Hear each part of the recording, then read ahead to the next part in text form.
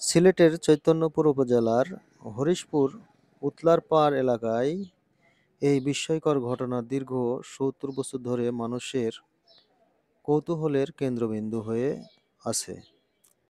এই যে দেখছেন একটি টিলা, এই টিলার নিচে কিছু সংখ্যক গ্যাস মজুদ আছে, যে গ্যাসটি বিভিন্নভাবে ওপরে আসার চেষ্টা করছে। তো যেখানেই আপনি এরকম লাঠি দিয়ে বা যে কোনো কিছু দিয়ে ফুটো করলে বা গর্ত করলে গ্যাসটি সহজে বেরিয়ে আসে। সেখানে দেশালায় অথবা গ্যাস লাইট দিয়ে আগুন ধরিয়ে দিলে এই আগুনটি জ্বলতে থাকে, যা বাংলাদেশের দর্শনার্থীদের মন কেড়েছে। বাংলাদেশের বিভিন্ন জায়গা থেকে দর্শনার্থীরা এই আকর্ষণীয়, আশ্চর্যজনক এই বিষয়টি দেখার জন্য ছুটে আসে এই জায়গায়।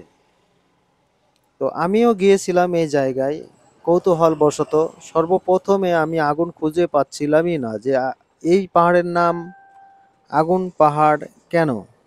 আমি তো কোনো আগুন দেখতে পাচ্ছি না।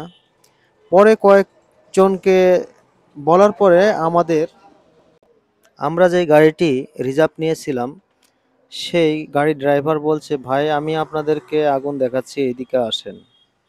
বলে উনি নিজেই মাটিতে একটি গর্তে একটি লাঠি দিয়ে ফুটো করে দেশালাই দিয়ে আগুন ধরিয়ে আমাদেরকে দেখালো। আমরা দেখলাম, আরও সবাই যারা ছিল তারা সবাই দেখছিল।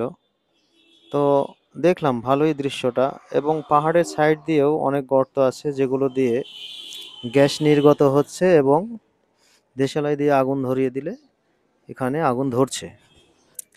তবে সিলেটে বেশ কিছু দর্শনীয় জায়গা আছে, যেই জায়গাগুলোর উন্নয়নের প্রয়োজন আছে। তো এইসব জায়গাগুলোতে আমি দেখলাম অনেক দর্শনীয় জায়গায় যাওয়ার রাস্তাগুলো খুবই খারাপ। রাস্তাগুলো ভাঙা, এবড়ো-খেবড়ো অবস্থা হয়ে আছে, এবং এখানে কোনো খাবারের দোকান বা রেস্টুরেন্ট নেই। সাদা পাথর যে জায়গায়, এখানে হাজার হাজার দর্শনার্থী যায়। তো এখানেও দেখলাম থাকার কোনো ব্যবস্থা নেই। তো আমরা ভুল করে এই জায়গায় গিয়েছিলাম যে একটি রাত এখানে থাকবো। তো আমরা খুঁজে কোথাও পেলাম না যে রাত্রে থাকা যাবে। তো আমরা গিয়ে কয়েক ঘন্টা সেখানে ঘুরে আবার চলে এসেছি। তো আসার পরে এখানে আমরা মনে করেছিলাম যে দুপুরে খাবো।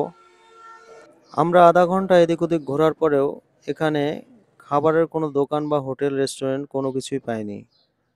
তো আমার খুবই খারাপ লেগেছে, যারা দূর দূরান্ত থেকে এখানে দর্শনার্থী আসবে, তাদের যদি সুব্যবস্থা না থাকে, তবে আস্তে আস্তে এই দর্শনীয় জায়গাগুলো দর্শনার্থী কমে যাবে।